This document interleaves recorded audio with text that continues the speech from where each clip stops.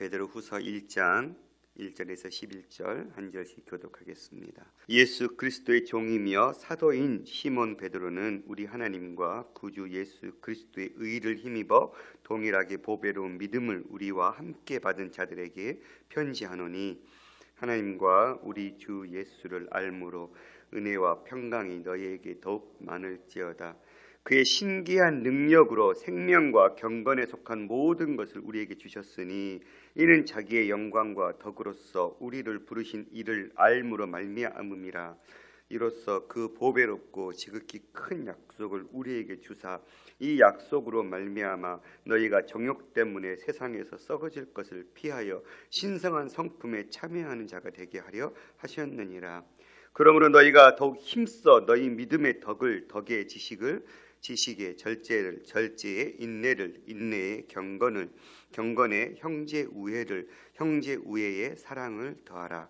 이런 것이 너희에게 있어 흡족한 줄 너희로 우리 주 예수 그리스도를 알기에 게으르지 않고 열매 없는 자가 되지 않게 하려니와, 이런 것이 없는 자는 맹인이라 멀리 보지 못하고 그의 옛 죄가 깨끗하게 된 것을 잊었느니라.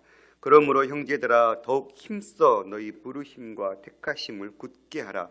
너희가 이것을 행한즉 언제든지 실족하지 아니하리라. 함께요.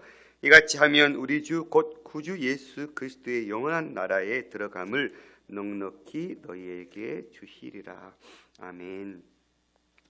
베드로후서는 마치 바울 사도가 로마 감옥에서 자신의 죽음을 예견하고 아들같이 여겼던 디모데후서 편지를 마지막으로 썼던 그런 편지 그 유언처럼, 베드로후서는 베드로 사도가 자신의 죽음을 예견하고 사랑하는 성도들에게 마지막으로 쓴 편지입니다. 1장 14절에 보니까 나의 장막을 벗어날 것이 임박한 줄 알미라, 이런 표현을 쓰고 있습니다. 이제 자기의 임박한 죽음을 앞두고 그동안 교제했던 그 성도들에게 지금 이 편지를 쓰고 있는 것이지요. 디모데후서의 수신자가 디모데였다면, 오늘 베드로후서의 수신자는 베드로전서 1장 1절을 통해서 본도, 갈라디아, 또 갑바도기아, 아시아와 비두니아에 흩어진 나그네였다라는 것을 우리는 알 수 있습니다. 이 지역은 아마도 유대인 출신 그리스도인들과 이방인 출신 그리스도인들이 지금 섞여서 있는 공동체가 아닐까 싶습니다. 그들을 향해서 베드로 사도는 이들이 그리스도 예수 안에서 새 이스라엘, 그리고 참된 하나님의 백성이 되었다라고 강조했었습니다. 그런데 이들이 고난 가운데, 박해 가운데 있었고, 그들을 위로하기 위해 이것이 하나님의 참된 은혜임을 증언하노니 너희는 이 은혜에 굳게 서라 라고 베드로 전서를 기록해서 보냈었죠. 이렇게 수신자가 누구인지 특정할 수는 없지만 베드로 사도가 동일한 수신자들에게 쓴 것임은 알 수 있습니다. 3장 1절에 보니까 사랑하는 자들아, 내가 이제 이 둘째 편지를 너희에게 쓴다, 이런 표현을 쓰고 있습니다. 그러니까 이미 베드로 전서를 통해서 받았던 그 공동체를 향해서, 그때는 여러 가지 믿음을 지키기 위해서 엄청난 고난과 그 박해 가운데 있었던 성도들을 향해서 그 고난을 견뎌내라, 그 박해를 이겨내라, 이렇게 격려하면서 썼던 편지라면, 지금은 이들이 베드로가 세상을 떠난 후에라도 성도들이 이 편지를 읽고 믿음 안에서, 복음의 진리 안에서 굳건하게 서 있기를 바라는 마음으로 이 편지를 쓰고 있는 것이지요. 그렇다면 베드로가 수신자들에게 왜 이 베드로후서를 썼어야 했을까요? 베드로 전서를 쓸 때의 당시는 여러 가지 환난과 고난, 그 핍박, 그 박해로부터 놓여져 있었던 성도들을 향한 편지였다면, 이제는 거짓 교사들, 거짓 그 선생들의 그 위험에 노출되어 있기 때문에 그렇습니다. 2장 1절에 보니까 그러나 백성 가운데 또한 거짓 선지자들이 일어났었나니 이와 같이 너희 중에도 거짓 선생들이 있으리라. 그들은 멸망하게 할 이단을 가만히 끌어들여 자신들을 사신 주를 부인하고 임박한 멸망을 스스로 취하는 자들이다, 이런 표현을 쓰고 있거든요. 그러니까 지금 베드로 후서를 써서 보낼 당시의 성도들의 형편이 거짓 교사들에 의해서, 그전에는 그 엄청난 믿음을 지키기 위해서 그 고난과 핍박을 견뎌냈던 성도들이 이제는 가만히 들어온 거짓 교사들에 의해서 그들의 믿음이 지금 위태한 상태에 놓여져 있었던 것이죠. 앞으로 묵상하면서 살펴보겠지만 거짓 교사들의 가장 큰 문제는 부도덕한 행위를 부추기는 거였어요. 그들은 주님의 재림을 부정했던 사람들이었습니다. 주님 오지 않는다. 아무리 기다려도 지금까지 오지 않았다. 그러면서 재림이니 심판이니 다 잊어버리고 니들이 원하는 대로 삶을 살아라. 이미 구원받았으니까 이제 끝. 이런 걸 가르치고 그리고 아주 삶에 거짓된 부도덕한 그런 행위들을 조장했던 그런 거짓 가르침에 지금 성도들이 넘어갈 위기에 처해 있었던 것 같아요. 그래서 베드로 사도는 참된 진리가 무엇인지, 참된 복음이 무엇인지 다시 한번 정리하면서 그 거짓 선생들이 이야기하는 그 거짓 가르침, 거짓 믿음에 소속될 것이 아니라 참 믿음, 참 복음 앞에 너희가 바로 서야 된다. 그리고 주님은 더딜지라도 반드시 오신다.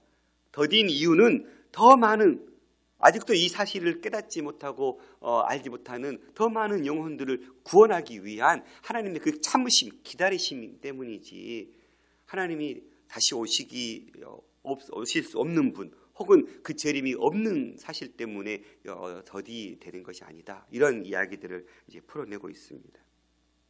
사도 베드로는 이 두 번째 편지를 통해서 더욱 힘써 너희 구원을 굳게 하라고 가르치는 아주 핵심적인 말들을 쓰고 있습니다. 그래서 앞으로 살펴보겠지만 힘써 알다, 이런 알다라는 표현들을 아주 자주 쓰고 있거든요. 2절, 3절, 8절 오늘 또 3번이나 등장하고 있어요. 앞으로도 16절, 20절, 2장 10절, 20절 되게 많이 이 알다라는 표현을 쓰고 있는데요. 예수 그리스도와 인격적인 관계를 맺고 있는 상태, 그러니까 단순히 그냥 아는 지식으로 그치는 상태가 아니라 그분을 전적으로 인격적으로 만나고 그 교제 가운데 일어나는 그 지식을 이야기하고 있거든요. 예수를 믿고 예수와 함께 날마다 친밀한 삶을 사는 관계, 그 알을 알아야 한다라고 이야기하고 있습니다. 베드로는 아직 연약함 가운데 있는 자들이 굳게 될 것을 아주 매우 강력하게 촉구하면서 더욱 힘쓰라, 이 이야기들을, 그것이 예수 그리스도를 바르게 아는 일이라고 강조하고 있습니다. 오늘 본문을 살펴보시죠. 1절, 2절은 인사말입니다. 예수 그리스도의 종이며 사도인 시몬 베드로는 그를 이야기할 때 그는 예수님의 종이고 사도다. 종은 재산권, 생명권, 어떤 자유, 어떤 자기의 모든 의지 없이 주인에게 절대적으로 복종하는 존재이죠. 베드로는 자기 자신을 예수님의 종, 나는 예수님께 온전히 종속된 자다라고 표현하고 있으면서, 또한 사도는 아포스톨로스는 보낸받은 자라는 뜻이죠. 그런데 복음을 위해서 주님 옆에 부르심 받은 자. 그러니까 사도 베드로는 나는 주님의 종입니다. 내 재산권, 내 생명권, 내 어떠한 의지도 없이 나는 주님이 시키시는 대로 순종해야 될 종이면서 그렇게 주님 앞에 보내심을 받은 자다라는 자기 정체성을 분명하게 이야기하고 있는 것이죠.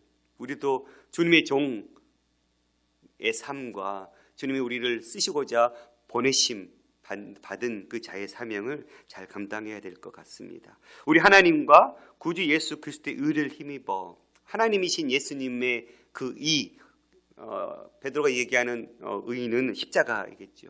그 십자가를 힘입어 동일하게 보배로운 믿음을 우리와 함께 받은 자들에게 편지한다. 하나님께서 믿음을 선물로 주신 것이죠. 예수 그리스도 의를 믿는 자들에게 동일하게 보배로운 믿음을 받은 자들을 받았다라는 것은 주신 자가 있는 것이죠. 그러니까 믿음은 선물이라는 것이 여기서도 바울의 논조와 동일하게 지워지는 것이죠. 그 동일하게 보배로운 믿음을 강조하는 이유가 무엇이었을까요? 거짓 교사들은 사도들이 가르치는 그 믿음과 달리 다른 믿음을 가르쳤기 때문에 그렇죠. 그러니까 그 거짓 선생들이 가르치는 믿음으로 너희들이 설 것이 아니라 우리 사도들이 고백하고 있는 이 믿음과 함께 동일하게 너희가 서야 된다, 이 표현을 쓰고 있는 것 같아요.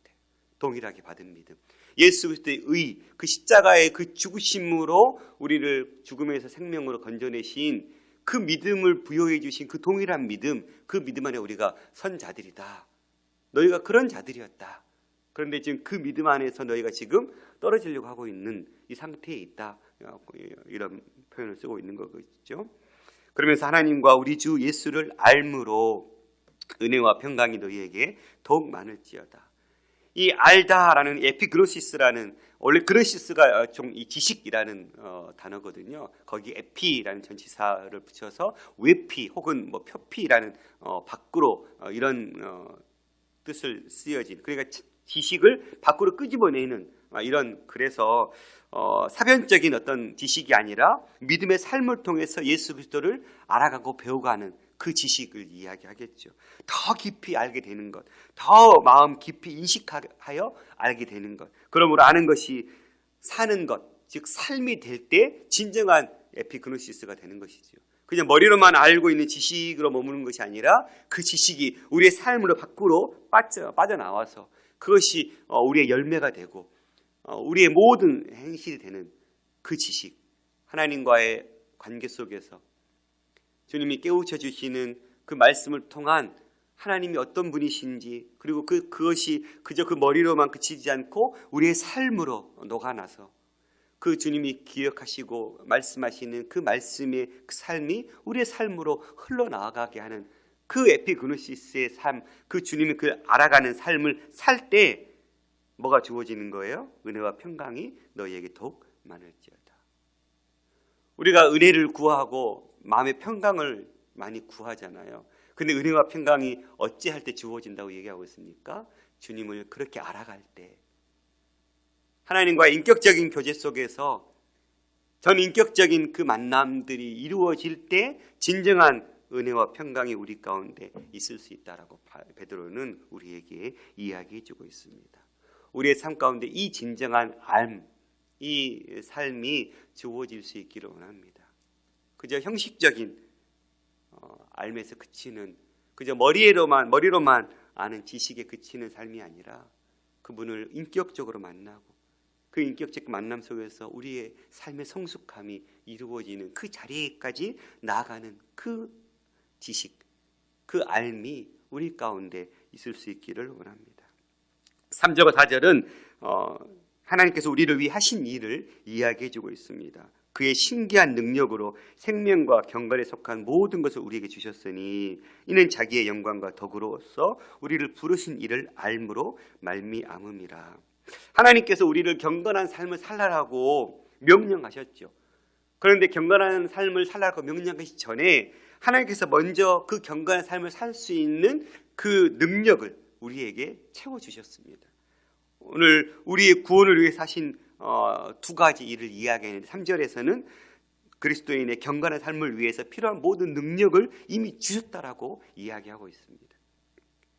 그의 신기한 능력으로 생명과 경건에 속한 모든 것을 우리에게 주셨으니, 그러니까 주님은 우리에게 경건한 삶을 살아야 된다, 그리스도인이라면 그에 걸맞는 삶을 살아야 된다라고 명령만 하신 것이 아니라 그 삶을 살 수 있는 힘과 권세와 능력을 이미 우리에게 주시고 나서 그러니 살아라 이렇게 말씀하시는 것이죠. 할 수 없는데 하라고 명령하신 것이 아니라 할 수 있는 힘과 지식을 부여해 주시고 난 이후에 하자 권면하시는 것이죠. 그렇게 경건한 삶을 살 때 자기의 영광과 덕으로서 우리를 부르신 이를 알므로 말미암음이라. 우리가 주님을 알고 깨닫고 그렇게 만남으로 인해서 우리에게 그 경건한 능력이 주어졌죠. 그리고는 두 번째 뭘 약속했습니까? 4절에 이로써 그 보배롭고 지극히 큰 약속. 그러니까 두 번째 하나님께서 우리에게 구원을 위해서 주신 두 번째 일은 미래를 위한 크고 보배로운 약속을 주신 것이죠. 베드로 후서에 의하면 이 보배롭고 지극히 큰 약속은 새하늘과 새 땅, 3장에 나오는, 그러니까 온전한 구원의 완성인 새하늘과 새 땅의 그 큰 약속이 우리 앞에 놓여져 있다. 그러니까 그 약속으로 말미암아 너희가 정욕 때문에 세상에 썩어질 것을 피하여, 그렇죠? 일평생 한평생 살아가는, 이 짧게 살아가는 100년도 안 되는 이 시간을 위한 삶을 위해서 애쓰고 수고하는 삶이 아니라 영원한 새하늘과 새 땅의 삶을 바라볼 때 우리는 이 땅의 삶에 만족하지 않고 이 땅의 삶만을 쫓아가는 삶이 아니라 저 하나님께서 주실 그 새나 새 땅의 삶을 바라보면서 지금 현재의 삶에 안주하거나 그런 도태되는 삶이 아니라 그 새나 새 땅을 바라보는 삶을 살게 되는 것이죠. 그 신성한 성품에 참여하는 자가 되게 하기 위해서 주는 우리에게 이 보배로운 지극히 큰 약속을 부여해 주신 거예요. 그러니까 하나님은 우리를 위해서 예수 그리스도를 알므로 인해서 그렇게 신성하고 그 생명과 경건에 속한 모든 일을 감당할 수 있는 그 지혜를 부여해 주셨고, 뿐만 아니라 산과 새 땅의 약속을 주셔서 이 땅의 삶이 전부가 아님을 깨닫게 하시고, 우리의 삶의 초점이 그 미래에 주어질 큰 약속을 바라보면서 살 수 있도록 우리를 그렇게 은혜로 불러주셨다. 이게 우리의 믿음이었다. 그런데 너희가 지금 이 믿음을 버리고 거짓된 그런 헛된 지식의 믿음으로 가려고 하니 안 된다. 이렇게 지금 베드로는 얘기하고 있는 것이죠. 그렇게 3, 4절의 은혜를 맛본 자는 그러면 어떻게 살아가야 되나? 신적 성품에 대해서 5절부터 이야기하는데, 그러므로 그러니까 이렇게 하나님께서 경건한 능력을 부여해 주셨고, 그리고 보배로운 약속, 큰 약속을 부여받은 너희들이 감당해야 될 삶은 그러므로 더욱 힘써 너희 믿음의 덕의 지식을, 지식의 절제의 인내를, 인내의 경건을, 경건의 형제 우애를, 형제 우애의 사랑을 더하라. 경건한 삶을 위한 능력을 얻고 보배로운 약속을 받은 그리스도인이 힘써야 될 8가지 덕목을 이야기하고 있어요. 믿음에서 시작해서 사랑의 완성으로 이어지는, 하나하나가 다 결국은 뭘 같아요? 그냥 단순한 지식으로 그치는 믿음이 아니라 그 지식이 삶으로 묻어나는 그러한 삶의 덕목들이 우리 가운데 있어야 된다라고 얘기하고 있어요. 단순히 하나님 천지 지으셨어, 하나님이 우리를 위해서 예수 그리스도를 보내셨고 그분이 십자가에 죽으셨대라는 이 지식에 머무는 신앙이 아니라 그 지식이 우리의 삶으로, 믿음으로 와서 그 믿음의 덕을 덧입히고 그 덕의 지식을, 그리고 그 지식의 절제를, 그 절제의 인내를, 그 인내의 경건을, 그 경건의 형제 우애를, 그 형제 우애의 사랑을 더하는 이 실제적인 삶의 덕목들을, 그러니까 실제적인 삶으로 십자가를 살아내라고, 그 지식을 살아내라고 이야기하고 있는 것이죠. 믿음은 실제죠, 실제. 우리의 주어진 이 발을 딛고 살고 있는 이 땅에서의 삶 속에서 실제적으로 그 믿음 있는 자의 삶답게 그 믿음의 열매가 뿌려지는 삶, 결국은 믿음에서 사랑의 완성을 향한, 율법의 완성이 사랑이죠. 주님이 우리에게 최종적으로 요구하시는 건 사랑입니다. 그 믿음의 은혜를 그저 우리에게 부어주셨어요. 값없이 주신 이 믿음에서 이제는 그 믿음을 부여해 주신 그 가장 최종착지인 사랑을 향해서 우리가 계속해서 삶으로 살아내야 되는, 그러니 믿음은 단순히 머리에서만 그치는 것이 아니다. 사랑의 완성을 향해서 실제적으로 덕을 세워야 되고, 덕만 있으면 안 되죠. 거기에 지식이 있어야 바른 덕을 베풀 수 있겠죠. 그 지식만 있어서는 또 안 되겠죠. 그 지식을 통해서 또 절제가 필요하고, 그러나 절제만 한다고 무슨 소용이 있겠어요? 절제만 하다가 인내가 없으면 포기할 수밖에 없겠죠. 인내도 있어야 돼요. 그 인내에 또 경건함이 있어야 할 테고, 그 경건함 속에서 형제 우애가 나타나야 되고, 결국은 그것이 사랑의 결실로 맺어지게 되는 이 삶이 실제적인 예수 그리스도를 알므로 실제적인 삶의 변화가 일어나야 된다. 이게 믿음이다. 베드로는 우리에게 요구하고 있습니다. 그러면서 이런 것이 너에게 있어 흡족한즉 너희로 우리 주 예수 그리스도를 알기에 게으르지 않고 열매 없는 자가 되지 않게 하려니와.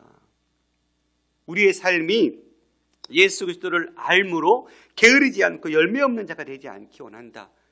방금 내가 얘기했던 8가지 덕목이 신앙의 게으름 속에서는 일어날 수 없죠. 부지런해야 일어날 수 있는 덕목들이죠. 또한 열매가 나타날 수밖에 없는 덕목들이죠. 그러니까 예수님을 알므로 인해서 게으르지 않고 열매 없는 자가 되지 않기를 원한다. 진정한 알을 통해서 너희의 삶에 예수 그리스도를 알아가는 그 삶을 통해서 진정한 삶의 열매들이 풍성하게 맺어졌으면 좋겠다. 이런 것이 없는 자, 이러한 예수님을 알므로 인해서 진정한 지식이 들어오고 그 지식을 통해서 믿음에서 시작되어서 사랑으로 완성되어지는 이 8가지 덕목의 삶이 없는 자들은 맹인이다라는 거예요. 멀리 보지 못하고 그의 옛죄가 깨끗하게 된 것을 잊었다. 자기가 어떤 신분을 바뀌었는지, 그래서 그 새로운 신분을 바뀐 자는 어떤 삶을 살아야 되는지 그것을 깨닫지 못한다면 맹인이다라는 거예요. 그래서 다시 옛죄, 우리의 삶을 얽매였던 그 옛죄로 다시 돌아갈 수밖에 없는 그런 거짓된 믿음을 가리키고 있는 교사들의 말을 듣지 말라. 그러므로 형제들아 더욱 힘써 너희 부르심과 택하심을 굳게 해라. 너희가 이것을 행한즉 언제든지 실족하지 아니하리라. 2020년을 우리가 마무리하고 있는데 한 해가 정말 코로나 때문에 그냥 쑥 사라진 것 같아요. 많은 사람들이 2020년이 사라진 것 같다라고 표현을 하더라고요. 근데 우리가 신앙인들의 삶을 봐도 우리의 믿음의 삶이 진짜 뭐 한 것 없이 사라져버린 것 같은 느낌이 있어요. 청소년부 1년을 아이들과 그냥 어떻게 순삭 지나가 버린 것 같아요. 아무것도 못 해보고 뭐 특별히 뭘 어떻게 처음 겪어본 상황 속에서 우왕좌왕하다가 그냥 넘겨버린 것 같은,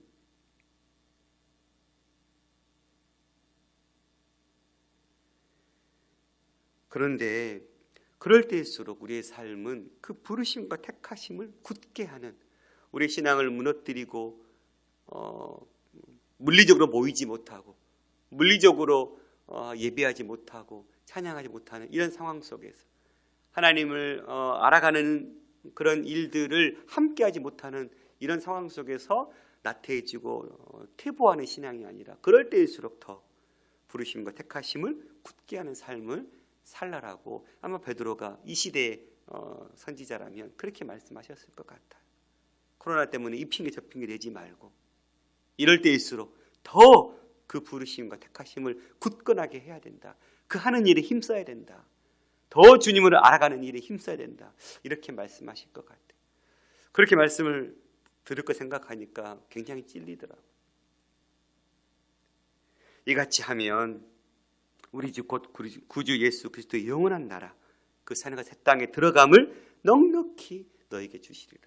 그러니 믿음은 그냥 예수님을 내가 믿습니다, 주님이 나를 위해서 구원하셨습니다, 그냥 그 믿는 그 믿음의 고백으로 그치는 것이 아니라 그 믿음을 8가지 덕목의 그 사랑의 완성을 향해서 주님을 알므로 인해서 실제적인 삶으로 살아내는 그 수고가 있을 때 영원한 나라에 들어감을 넉넉히 얻게 되는, 그러니까 믿음은 실제적인 것, 사변적인 것이 아니라 실제적인 우리의 삶 가운데 나타나야 되고 반드시 드러내야 되는 것, 그 주님을 안다면, 만났다면, 믿음 안에 섰다면 반드시 드러날 수밖에 없는 것이 믿음이라는 것을 분명하게 우리에게 얘기해 주고 있습니다. 그러니 나는 믿습니다 말은 하지만 그 믿음이 삶으로 수반되지 않는 믿음이라면 그것은 예수 그리스도를 진정하게 진정으로 알았다고 표현할 수도 없을 테고, 그 믿음은 과연 그것이 정말 구원 얻을 만한 믿음인가? 말씀을 마치겠습니다. 우리가 우리를 부르시고 선택하신 하나님 앞에 예수 그리스도를 통해서 우리를 부르시고 경건에 필요한 모든 걸 주시는 그 주님을 우리가 만나고 삶을 통해서 그 부르심을 굳건하게 할 수 있기를 원합니다.